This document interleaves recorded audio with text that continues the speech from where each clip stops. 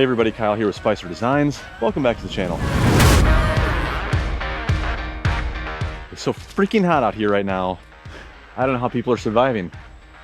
I just don't get it. I made a huge mistake. Nothing about this is clickbait. I made a big mistake. It was a very good learning experience for me. I wasn't gonna make a video on any of this, but in the end, I thought it was good information and I figured I would share it with you guys. This is my 20-foot equipment trailer. It's got a 14,000 pound capacity. It's got the fold down ramps with the supports on them. It's been a good trailer for me, but ever since I've got the track machines like the Bobcat E35, it's just a pain in the ass to load and unload. So I'm looking to move into a tilt deck trailer. Tilt deck trailers, those things are freaking ideal for track machines. They're all the craze right now. I just mowed the lawn and I gotta freaking mow it again. Water grass. So here's where I screwed up. Yesterday, I purchased a trailer. I didn't film any of it. I filmed some of it this morning, actually. I'm not gonna share the brand. I don't wanna bash the name. I am gonna show some comparisons. I have a little bit of footage without their brand being in the frame. I bought it, I brought it home, I looked at it more, and I decided that I did not like it. It was kind of a piece of crap. I ended up returning that trailer this morning. I take full credit. I should not have even got it home. That's on me. I made a mistake. I learned from it. Thankfully, the dealer was awesome and they took the trailer back, no questions asked. And I now have my eyes on a Liberty trailer. No sponsorships. I'm buying this trailer. I know people get all bent out of shape about that kind of stuff. It's one of the perks for us content creators, just like other jobs have other perks like paid vacations and company vehicles. Perk for us is getting sponsorships here and there, but that's not what this is. So I found a dealer called Mays Trailer Sales. They're located in Whiteland, Indiana, which is just south of Indy, a little over an hour and a half away from my house. It's not too bad. If you've shopped for trailers before, depending on what brand and style trailer you're looking for, you've kind of got to find the right dealer that sells them. Again, no relationship with them. I'm just going to be driving out there. I'm going to kind of see how it's all set up. I'll let you guys know if they're a good dealer or not, but mostly we're going to be talking about the trailer itself and some of the features that I had issues with on the other one that I bought and returned. This is honestly going to be really good information for anybody looking for a tilt trailer. So I'm going to get on the road and I'll see you in about 2 seconds at Mays Trailer Sales. Oh, not good. Here we are. He's in trouble.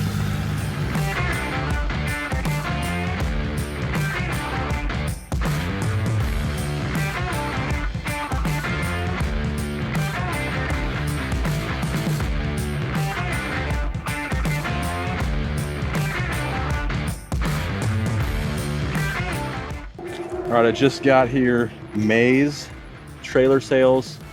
There's all the information right there, website, phone number. Again, I am not affiliated with them. I'm paying full price, just like anyone else. Holy shit, do they have a lot of trailers here. All right, so we'll just jump in. Here is the trailer that I am getting today. This is a Liberty trailer. They were made in Fillmore, Indiana.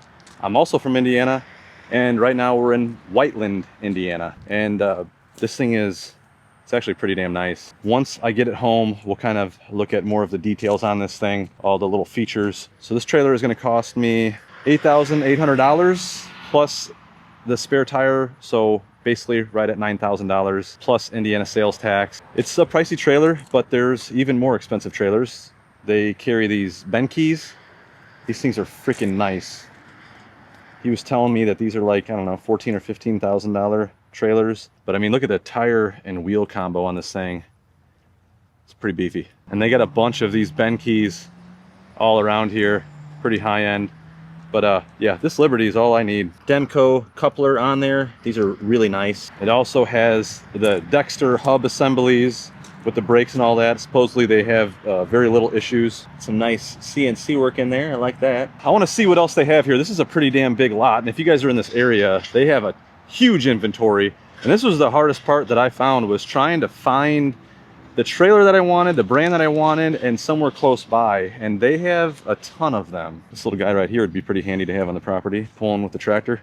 So they have PJ trailers here. They have a pretty good reputation. Some dump trailers, and then Rawmax. I see these Rawmax on Heavy D Sparks channel. He's a big promoter of these. They're really nice dump trailers. And there's a load of them just lining this place. You got different colors. I'll tell you what, that's some good branding right there. You ain't gonna miss that dump trailer. I mean, we're just in the front here and there's trailers as far as I can see. That's where I pulled in at. All those other trailers I just showed you. Turn around 180. And this back lot here it's just full of trailers. More PJ trailers. Over here we got some more Liberty tilt deck. Looks like some used trailers. The Duramax tilt deck, more Liberty.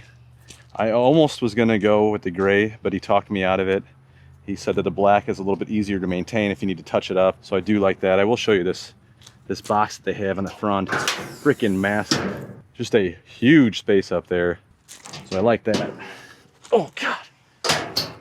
And you could potentially even load some stuff on there, which is nice. I like this coil setup for the breakaway system. Even has a magnet on the electrical connector, so you can just stick it to it. You don't have water going in there. You can kind of maybe hang it upside down. That's kind of nice. It's like a Horizon trailer.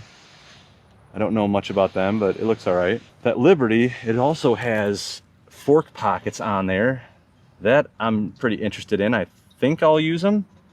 I'd rather have them than not, I guess. He did try to persuade me on the Duramax tilt trailer. It's got like the Cobra style front tongue area. It's got a little bit beefier of an I-beam than the Liberty. I mean, it's a super nice trailer. It's got spare tire storage up here. It's got the roller on it, so you can attach the winch. It's got the winch plate already in it right there. It's got a little different style tail on it. It's kind of split. This one's got the fenders attached to the tilt deck. And it looks like they got a ton of cargo trailers back there too. So yeah, if you're in near the Indy area, there's quite a bit of inventory here. Lots of options. It's hot as balls out here right now. There are no discounts, no affiliations, but I will leave their information down in the description. They've definitely been really nice to work with. All right, I'm gonna go do some paperwork and then we'll get this thing hooked up and head home. All right, just got home with the trailer. I need to make some adjustments before I do any kind of towing with it. I've learned a lot about trailering over the past year or so. The GVWR on my truck, which is the weight of the vehicle plus the payload of the vehicle, that is 11,300 pounds on my 2025 Chevy Silverado 2500 HD with the Duramax. The GVWR on this trailer is 15,400 pounds, kind of an odd number. It's got two 7,000 pound axles, but there's something about the tongue weight where they can add another 10% or something to it. Anyways, the problem right now is I am technically not legal. I'm actually at 26,700 pounds. I'm 700 pounds, actually 699 pounds over the limit legally.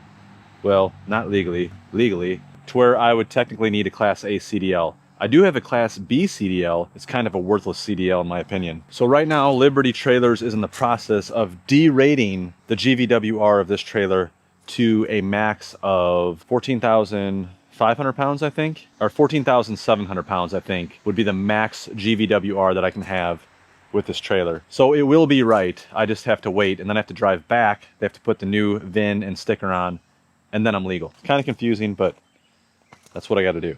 All right, first things first, it might be hard to see the whole setup in one deal. The front of the trailer is sitting a little bit low, so I'm going to level the trailer, then I'm going to raise it 2 to 2.5 inches. That is where I'm going to set my ball height. That way, when I put the tongue weight of the trailer on the truck and any kind of a load, it should drop it down to where the trailer is pretty much level. That is technically the proper way to set your trailer up as far as heights on the hitch and the coupler on the trailer. All right, the truck is disconnected. Throw my level on there. Oh damn, I'm close. All right, that is money. That is perfectly level. Now, because this is a heavier trailer, this trailer weighs 4,100 pounds. I'm gonna go up 2.5 inches. I mean, the hard part is I'm on gravel. 24 3/8. I think I'm gonna have to lower the coupler on this thing.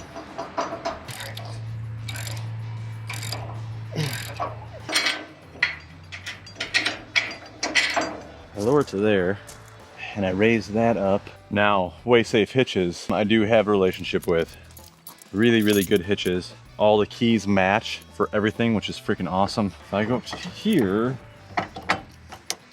I think that'll do it right there. Do I want to go all the way down? Almost want to go all the way down. I think I'm gonna go all the way down.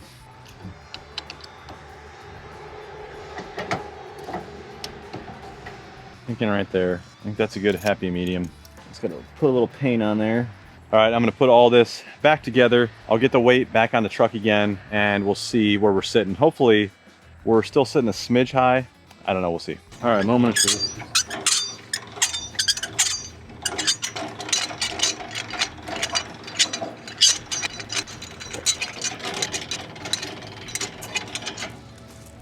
Oh, we are freaking perfectly level.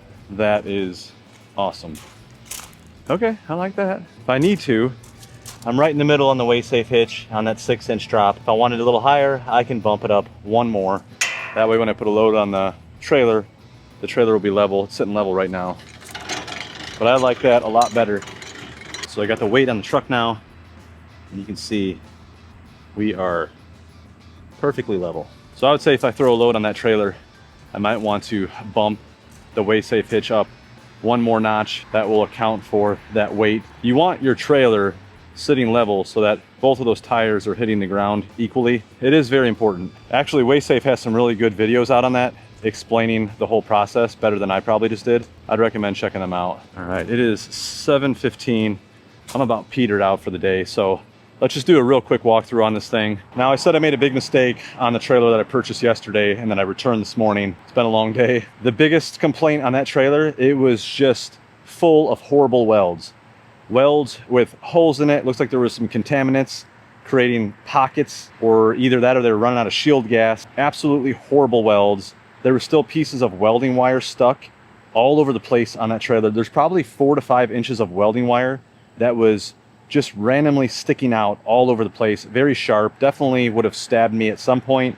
Could have potentially frayed my straps and, you know, caused a failure. Very important to look at the welds on the trailer. You're gonna get some bad ones, and this Liberty is no exception. I've already found a couple of bad welds on it, but for the most part, everything looks pretty good. I mean, all these welds are nice and smooth. There's not a ton of welding spatter. This is night and day difference from the trailer that I had this morning. I mean, even all this stuff, they're not probably the greatest welds. You don't see a bunch of welding spatter and you don't see any holes in the welds, so much, much better. You know, there's a little glob over here on the side, but all this looks nice and clean. You've got D-rings on the top, 4 of them on each corner of the stationary section, and then you have 4 of them on the tilt section. Then you also have these down low here. There's one here and here because it's got these fork pockets. So when you put your forks in there, you can strap it with these D-rings right here with the ratchet strap or something. And these fork pockets, they're a rectangular tube that goes all the way across. So you can put your forks on either side, which I'll show you. You can see they're on this side too. I do like that feature. I mean, it'll save space on the trailer to slide them in the side there. I'm not a huge fan of this spare tire setup. You can move this thing to any pocket that you want, but it's kind of loose. Like, I'd have to drill some holes and readjust it. I might do something different with the spare tire mount. I might actually move it up to this front area and bolt it somewhere up here. I just don't want to, I don't want to affect the integrity of the trailer structure, so I got to look into that. It's got nice little LED lights, little tiny ones there. You've got the bumper rail all the way across here with the stake pockets on both sides of the stationary section, and then you just have this one stake pocket right here. You don't have the side rail, which it would be nice because this actually attaches to the main frame. So that was my other big complaint with the trailer I had this morning. The bumper rails and the stake pockets were part of the tilt section, and it had a really flimsy edge on it. So if you look at this trailer, you'll see there's a piece of angle iron that comes up and over. All of the weight that's on this tilt portion sits right here on this 8-inch I-beam, and that is through this big, thick 3/8 angle iron right here. The trailer that I had this morning had some 3/16 diamond plate. It was very chintzy. It was already bent. I think the previous owner may have overloaded it and it started to bend, or they tightened up their straps really tight and it started to pull up on it. In my opinion, it was kind of a bad design. So now that I know that, I was able to know what to look for on this trailer. So this has a Demco coupler. These things are, from what I've heard, the best. 21,000 pound GVWR, that's what they're rated for. Way overkill for this trailer, but I like that. And then this also has I think they're Dexter wheel hub assemblies. I think I mentioned that earlier in the video. They're supposed to be better than the Liberts or Liberts, so I also like that. By no means am I a trailer expert. So I'm gonna go ahead and tilt the trailer now. Pretty easy, just pull this pin, unlock it, and then you're gonna open the valve. Oh, this is open.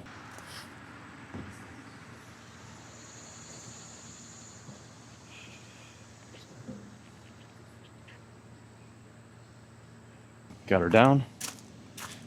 Close it. So now that we got it up, you can see underneath this thing, it's got like a dual cylinder setup. I'm not a huge fan of the hose management there, so I might mess around with that a little bit. It's got dual latches, latch right there, latch over there, and those lock in to these holes right here. Holds this upper tilt section in nice and secure. It's got a really nice big cross member right there, another one behind it, and another one up front here. So I do like that. I think he called this a slipper spring suspension on this. It's not torsion. Basically, it's got like leaf springs and they're tied together, so everything kind of works in unison, I guess. It's supposed to be a pretty nice setup. I know that the torsion suspension is usually a little bit better of a ride, but here's what I'm talking about. If you look underneath here, all of these cross members all come over and they weld into this piece of really thick, heavy-duty angle iron on the side. So here's that piece of angle iron that they all weld to. It comes up and it comes over, and all of the weight of that Tiltec right here sits on this angle iron, and that comes down and sits on this 8-inch I-beam frame. So super beefy. The one I had this morning had 3/16 plate that came off of this and down, and that's where all the tie down points were. It just seemed to me like a very weak point, either for the tie downs to pull up and bend it, or bouncing around on bridges and bumps, potentially bending it that way. So I really like this setup. It's pretty beefy. And these fenders are pretty freaking rigid. We got some more tie downs in the back with the bumper bar. Really nice, clean setup. I think it's gonna work perfect for what I need. I liked the license plate mount on this one too. It's on the side behind the fender. The other trailer I had this morning, it was actually underneath the trailer. It's kind of odd. You really couldn't even see it. So if you guys have any more questions on this trailer, let me know and I can kind of dig into it and try to do my best to answer them. Oh, did I lock it? Yes. Dude, I see a shitty weld right there. Guess I need to gain some weight. And let me show you this. Once this thing is locked,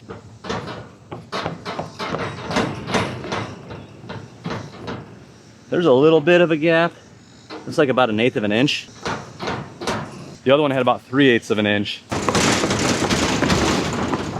And that thing was freaking smacking, making a lot of noise. Eventually it was just gonna destroy itself. Overall, pretty happy. My out the door price with this thing, with the spare tire, he gave me the spare tire at cost, which was nice of them. They ended up knocking off almost like 350 bucks, I think, for me. I did do a little bit of filming over there, but no affiliation, no special deals. I wrote a check for $9,416, and I'm hoping to sell my old 20-foot trailer, 14K, for, I don't know, maybe 4,500 bucks. I mean, that thing's only 2.5 years old. It's really nice. All right, that's it for me. I'm freaking drenched. I'm gonna go inside, drink some Keystone, play with the girls. I'll leave all of May's trailer sales information down in the description. Also, Liberty Trailers, they do have a YouTube channel. I'll leave a link for that because they do a little bit more informative videos on their trailers and the construction of them. And if you have any questions for me on this thing, I can show you. We'll be pulling the excavator on it here pretty soon. That's it for this one. Thanks for watching. We'll see you in the next one.